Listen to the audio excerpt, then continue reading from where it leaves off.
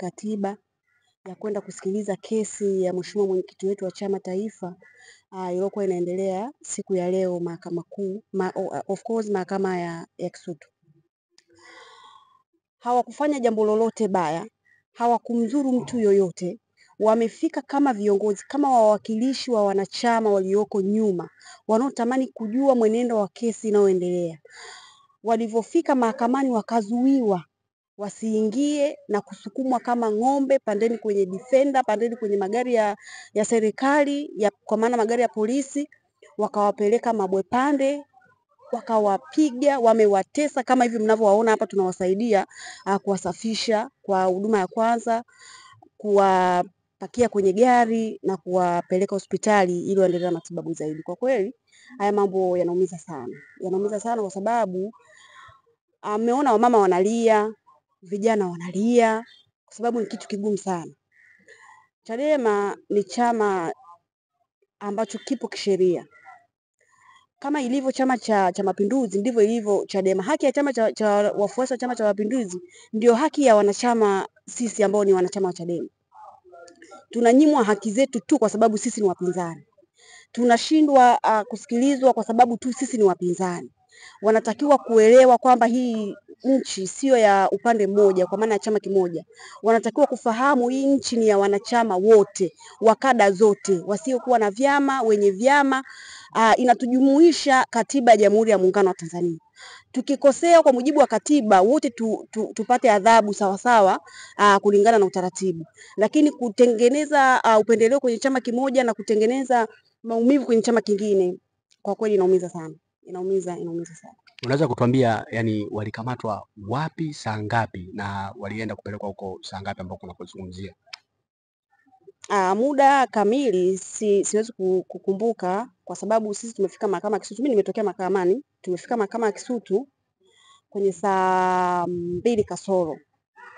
Tukazuiwa na askari mwenye nyuta 3 wa kike, akatufuata tukazungumza, akatuelewesha, tukashindwa kuelewana.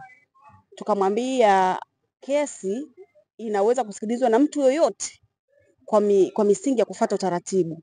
Na sisi tumekuja kusikiliza kesi hii, yule sio mtu baki kwetu, yule ni ndugu yetu, ni kiongozi wetu, ni sehemu ya familia yetu. Kwa hiyo akatuambia hamruhusiwi kuwa eneo hili, mnachotakiwa kufanya hapa ni kuondoka. Tukamwambia sawa, sisi tunaondoka lakini tutarudi. Na yeye akatuambia sawa. Sasa hawa viongozi walikuwa nyuma yetu. Wanavyoteremka mmoja wao mimi akanipigia simu. Mnaelekea wapi? Tukamwambia tunarudi, tunaenda hapo kwa wakala. Sasa kati tuko kwenye purukushani huku za wakala, tunarudi tunakuta tayari wameshapigwa sana, wameshaumizwa, wanapakiwa kwenye magari, wanaondoka. Na baada ya kufuatilia kujua zaidi nini kinaendelea, tukaja ofisi za chama ili kutoa taarifa na kujua viongozi wetu wamepelekwa wapi. Ndio tukakuta situation kama hii na hali hivi. Na unaweza kutuambia ni viongozi wapi na wapi ambao wamekamatwa na kupigwa? Kwa hatua ya awali ni wampigwa, makamu mwenyekiti ampigwa, Bara makamu mwenyekiti Zanzibar, naibu katibu mkuu Zanzibar, mmemwona hapo ameumia sana, hawezi hata kujisogeza. Katibu wa mkoa wa Tabora mstaafu ameumia sana. Vijana wengine mmewaona hapo, wengine siwafahamu, lakini hizi ni hatua tu za awali, hatua za kimsingi kabisa. Nafikiri chama kitatoa tamko. Tuendelee kusubiri kuunganisha matukio yote ya msingi ili umma uweze kupata taarifa. Okay, nashukuru, asante sana. Naona kuna baadhi ya watu wameumia hapa. Tunataka kufahamu labda kitu gani kinachoendelea katika maeneo haya. Anaitwa Maria Makaa, ni mwenyekiti wa baraza la wanawake mkoa wa Kinondoni. Kinachoendelea hapa kimsingi hata nyinyi mmekiona. Ni katika hatua za mwanzo za kuwapa huduma ya kwanza viongozi wetu wakuu wa chama ambao walifika mahakama ya Kisutu kwa ajili ya kusikiliza kesi ya Mheshimiwa Lissu. Lakini baada ya kufika mahakamani walizuiliwa getini kuingia. Walivyozuiliwa getini kuingia wakaondoka kwenda upande wa Sheli. Wakiwa wamefika pale Sheli, defender za askari zikawa nyingi zimewazunguka na kuwakamata. Walivyowakamata pamoja na dereva wa chama wakaenda naye. Kwa maelezo yao ya watu ambao walikuwa kwenye gari, walivyofikishwa Tegeta walitenganishwa magari. wakapelekwa mpaka, kwa maelezo yao ni kwamba walipelekwa mpaka maeneo ya Ununio ambako walipigwa sana, kama ambavyo mmeona. Mheshimiwa Katibu Naibu Zanzibar mmemwona pale, hawezi kunyanyua mguu wala mkono, ni anatoka tu damu. Kaimu mwenyekiti Zanzibar amepigwa kwenye mkono, ambao kwa hatua za awali tunaweza tukasema kama umevunjika, kwa sababu hawezi kufanya chochote. Kimsingi kilichotokea leo, kwa watu wote ambao mmeona, wafanyakazi wa chama ambao ni viongozi wakuu wa chama chetu, hapo katika hali ya kawaida kabisa wasingeacha kufika mahakamani. Ukiacha mambo yote, kama ambavyo wanasema wananchi, raia wa Tanzania wana haki ya kwenda mahakamani, lakini hawa ni viongozi wakuu, sio wezi, wana address, wanajulikana. Lakini kama viongozi wetu wakuu wameweza kutritiwa hivi, watu wetu wale wanachama kawaida, wananchi wa kawaida ambao wamefika mahakamani wamefanywa nini?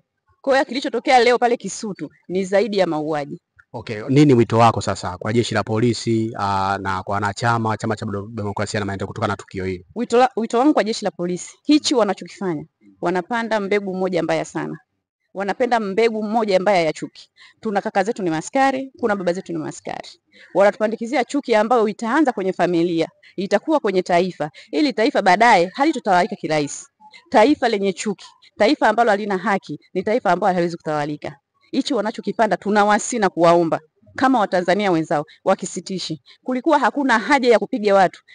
Mwandishi wa habari, wanawake ambao wameenda pale wakiwa na maziwa tu wamepigwa, wameenda kutupwa Coco Beach. Mwenyekiti wetu wa kanda ya Pwani Mheshimiwa Rose Mushi ameenda kupigwa, ameenda kutupwa Coco Beach kule. Mbaya zaidi, wanakuwa kama wameteka, kwa sababu polisi tunajua ni mkono salama. Unakamataje mtu unaenda kumtupa? Kwa nini wasiwakamata wapeleke vituoni? Vituo vimekaa kwa sababu ya nini? Wakiwakamata wapeleke vituoni, tunajua watu wetu wako vituoni. Tunapita kwenye vituo, watu hawapo. Matokeo kwenda kuwatupa maporini. Tukisema jeshi la polisi limehusika na mauaji yote ya Watanzania yalotokea, wanakataa vipi? Kwa sababu wamewakamata wakiwa na sare. Unaenda kumtupa mtu mabwe pande. Huu ni utekaji. Kilichofanyika leo ni utekaji. Okay, nashukuru, asante sana. Bana. Ni katibu wa wilaya ya Ilala. Leo nilifika pale mahakama ya Kisutu. Nikakuta kuna polisi wako pale wamejipanga getini. Wakaniuliza unaenda wapi? Nikamwambia naenda kwenye kesi ya Mheshimiwa Lissu. Wakaniambia kesi ni saa ngapi? Nikamwambia kesi tuliambiwa ni saa 3 kamili siku ya leo. Akaniuliza sasa hivi ni saa ngapi? Nikamwambia sasa hivi ni saa 2:30. Akaniambia sasa ondoka hapa uende ukasubiri mpaka muda ufike. Nikamwambia sawa, lakini kuna eneo la kusubiri watu wanaosubiri kesi pale ndani, kamuonyesha. Akaniambia mimi nimesema uondoke hapa. Akasema mimi nimesema uondoke hapa. Nikamwambia sawa, kama ninatakiwa kuondoka ili nirudi saa 3 hamna shida, nitaondoka. Kwa hiyo nikawa nimegeuka ninaondoka zangu. Baadaye wakati naondoka kulikuwa kuna afande mwingine amevaa kaunda suit na kibarakashia. Akasema mbona mnamwacha aondoke? Wakamwambia anaondoka zake. Akamwambia nimesema mkamateni. Kwa hiyo wakaja askari wengi wa kike pale kama askari 10 na kitu hivi. Wakanivamia pale katikati wakasema yani leo tutakuogesha tena, hapa kuna dimbwi la maji. Kwa hiyo wakani hao wanataka kufanya nini? Kudondosha pale kwenye dimbwi la maji. Sio, yani wakanizingira. Wengine mmoja akatoa kofia yake ile akawa ni kama ananikaba nayo shingoni. Mwingine akanivua t-shirt akaitumia ile t-shirt kunifunga huko akawa ananivuta. Nikamwambia mimi nimewaambia ninaondoka. Nitarudi saa 3 wakati wa kesi. Mbona mnanifanyia hivi? Akasema si umekuja, si tumesema msije huku, nyewe mmekuja. Basi kwa hiyo akaendelea pale kunipiga, wakanipiga sana. Wamenipiga huko kote kumevilea damu. Kote. Wamenipiga sana. Wamenichania nguo, wamenichania suruali, kila kitu. Baadaye wakatafuta sijui koi wakanipa. Nikaa nimelala pale chini, wananiambia kwa umelala hapa chini, inuka upande kwenye defender. Kama kweli msiwezi kuinuka kwa sababu sina kosa. Basi baada ya purukushani pale za muda mrefu, nikawa nasikia wengine wakiwa wanapigwa, wanapiga makelele na nini. Baadaye tukapandishwa kwenye defender. Tulikuwa watu 7. Tuliopandishwa pale nje tulikuwa 2, lakini wakaingiza defender ndani ya mahakama, wakachukua watu wengine 4 wakiwa ndani ya mahakama, wakawapandisha. Kwa hiyo wakati tunaondoka wakawa wametuzungusha masaa mengi sana. Tangu huo muda ambao ulikuwa ni saa 3 hivi mpaka saa 5:30 wametuzungusha Kilwa Road, tumezunguka, wametupeleka mpaka huko maeneo kama Mabwe Pande, tumerudi, wanashusha mmoja, wanaambia njoo, wanamshusha. Yaani kukaa hakueleweki. Kwa ameshusha mmoja mmoja mpaka mimi wakanileta, wakaja wakaniambia sisi safari yako imeishia hapa Aga Khan pale bahari. Kwa wakati wanazungusha, labda walikuwa wanaongea kitu gani wakati mkiwa nao? Walikuwa wanasema tutawapoteza. Walikuwa wanatuambia nyinyi si mnajua kupambana. Huyo Lissu mnayempambania ni ndugu yenu, wanamuuliza mmoja mmoja. Wewe Lissu ni ndugu yako? Ungekuwa uko nyumbani kwako sasa hizi angekuwa amekupata wapi? Sasa ngojeni muende mkaone cha moto. Kwa hiyo walikuwa wanatuzungusha, nadhani sijui kwa sababu tulikuwa ndani ya lile turubai kule chini kule. Kwa hiyo tulikuwa tunafanya kama kuchungulia tu, unaona jengo fulani, unajua hapa tuko maeneo fulani, unachukulia unaona jengo fulani, tuko maeneo fulani. Kwa hiyo katika watu wote ambao mmesema kwamba mmepandishwa kwenye Defender, je, kuna watu ambao labda pengine ulivyoshushwa wewe wao wakaendelea kuondoka nao? Alibaki kijana mmoja anaitwa Kanani, anaitwa Matatizo somebody. Yeye kwanza, kuna askari alimpiga sana, alikuwa amempiga sana ngumi za huku kwenye mbavu. Huyo askari ana namba nadhani ni G9636 namba yake ile utambulisho. Amempiga sana yule kijana, amempiga ngumi za kwenye mbavu na za mgongoni. Kwa yule kijana muda mwingi kule kwenye gari alikuwa kama anataka kutapika na alikuwa ana sweat sana. Kwa hiyo tulikuwa tunamwambia huyu lazima aende hospitali, tunamwambia lazima mtu mpeleke hospitali. Kwa hiyo alikuwa yuko kwenye hali kama hiyo. Wakati mimi wananishusha pale Aga Khan, nawaambia kwa nini msitupeleke polisi? Huyu alikuwa ana hali kama hiyo, ndio waliobaki naye. Kwa hiyo huyo alibaki naye, je, wengine wote mkashuka? Alishuka mmoja mmoja. Yaani hata hapo niliposhuka Aga Khan mimi kwenye pale baharini nilishushwa peke yangu. Lakini mimi nikamwambia hamwezi kunishusha bila kupata usafiri. Kwa hiyo yule askari mwenyewe ndio alioita bodaboda. Sasa umesema nawe umeweza kupigwa. Kwa sasa hali yako ikoje kwa namna unavyoona?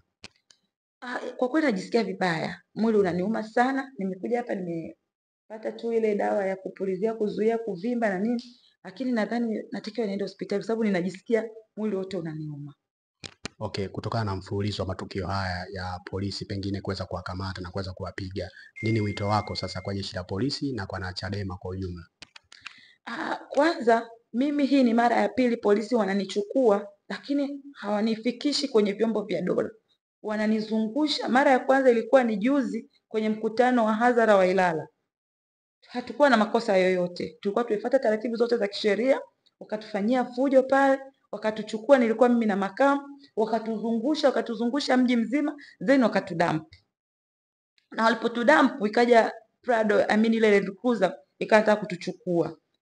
Hiyo ni mara ya kwanza. Mara ya pili ni leo tena, katika hali ambayo sina makosa yoyote, nimeenda mahakamani kusikiliza kesi, wamenichukua, wamenipiga, wamenidamp. Sasa sidhani kama huu ni utaratibu wa kisheria, kwa sababu kama nilikuwa na makosa, nilikuwa natakiwa kulifikishwa kwenye kituo cha polisi. Na sio kwamba tujafika vituo vya polisi, tumefika. Tumepita Kilwa Road, tumepita Central, tumepita Sarenda Bridge, wakamshusha mtu mmoja pale. Kwa hiyo tumepita vituo kadhaa, lakini hawakutupeleka kwenye vituo, wamekuja kutudampu barabarani. Hii haileti picha nzuri. Kama nikipata matatizo huko barabarani, ni nani anakuwa liable? Nini kinakuwa yani ninasema nimepata matatizo kwenye jeshi la polisi ama nikiwa peke yangu? Kwa hiyo jeshi la polisi lifuate misingi ya sheria. Lifuate utaratibu wa kisheria. Kama mtu ana makosa, achukuliwe hatua kwa mujibu wa sheria.